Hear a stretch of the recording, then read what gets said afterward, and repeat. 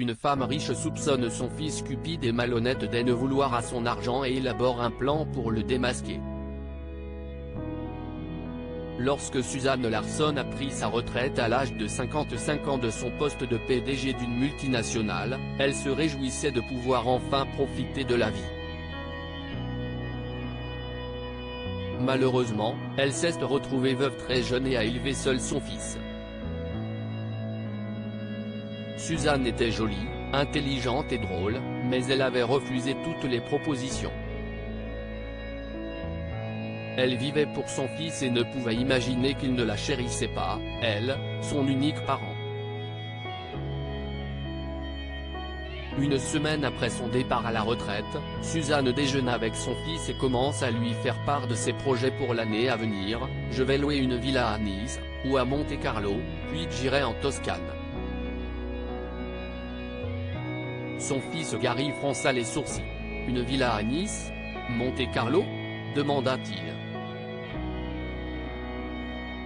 « Maman, tu as les moyens de t'offrir ça ?» Suzanne a ri. «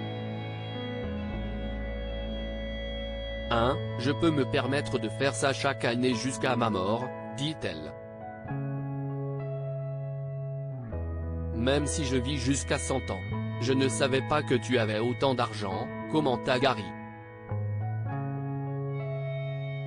« Je sais que tu as un gros salaire, mais pas à ce point. J'avais un contrat d'achat d'actions, » a expliqué Suzanne. « J'ai revendu les actions à la société et crois-moi, je peux m'offrir tout ce que je veux. Quand je mourrai, tu seras très riche, Gary s'il te plaît, maman, » a dit Gary en frémissant. « Ne parle même pas d'une chose aussi morbide. J'ai besoin de toi ici, en vie, plus que de n'importe quelle somme d'argent. » Suzanne se pencha vers son fils et l'embrassa doucement. « Mon petit garçon adoré, » dit-elle en souriant. « Je t'aime tellement. » Mais au cours des mois suivants, Suzanne a eu le sentiment que quelque chose n'allait pas avec Gary. Lorsqu'il était avec elle, il semblait toujours de bonne humeur, mais elle le voyait parfois broyer du noir.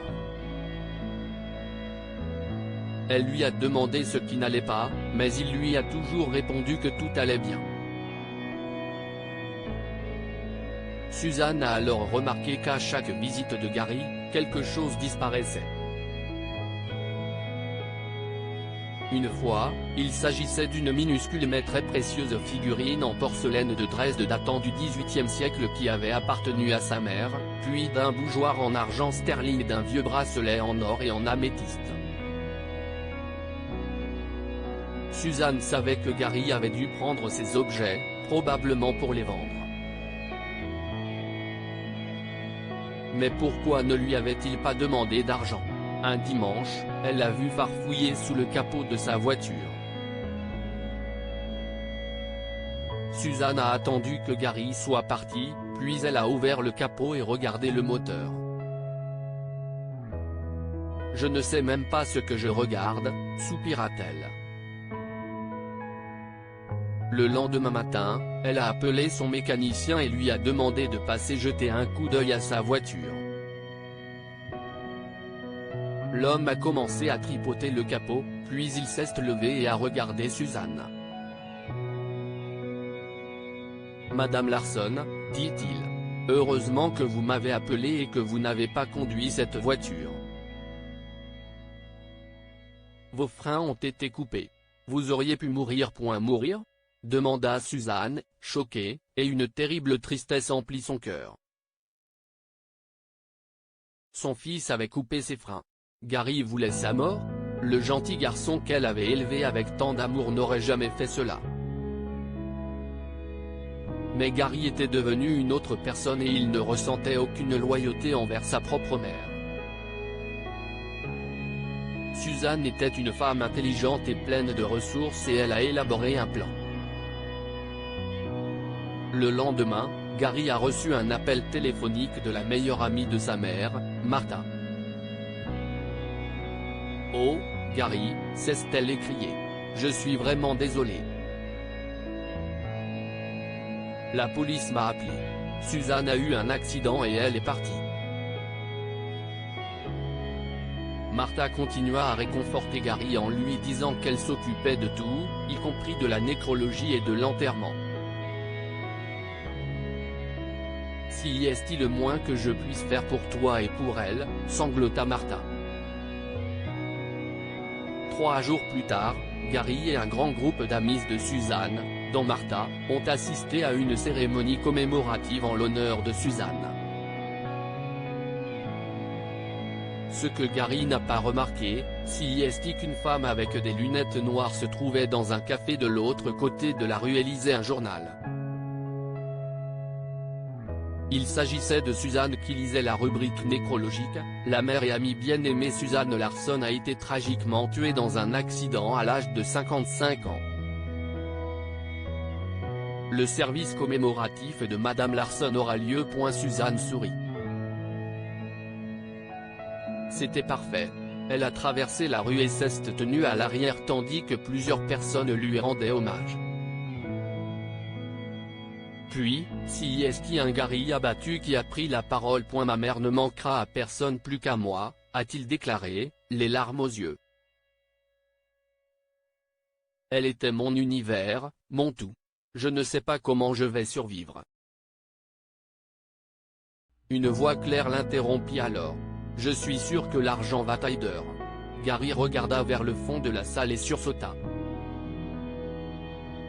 C'était Suzanne. Elle enleva ses lunettes noires et se dirigea vers lui. Derrière elle se trouvaient plusieurs officiers de police. « Maman ?» s'étonna-t-il, devenant d'un blanc pâteux. « Tu es vivant ? » « Oui, mon cher fils dévoué, » a dit Suzanne avec amertume. « Et ce n'est pas grâce à toi. Au fait, juste pour que tu saches.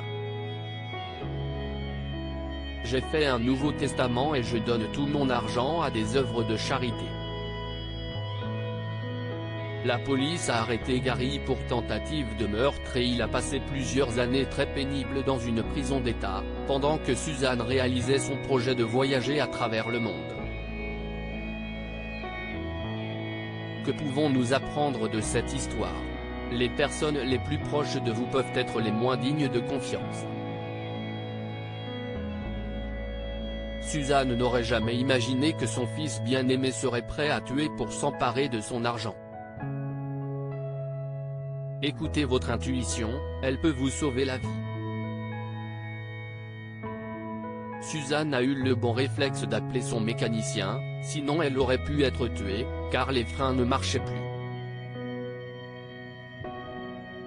Partagez cette histoire avec vos amis. Elle pourrait égayer leur journée et les inspirer.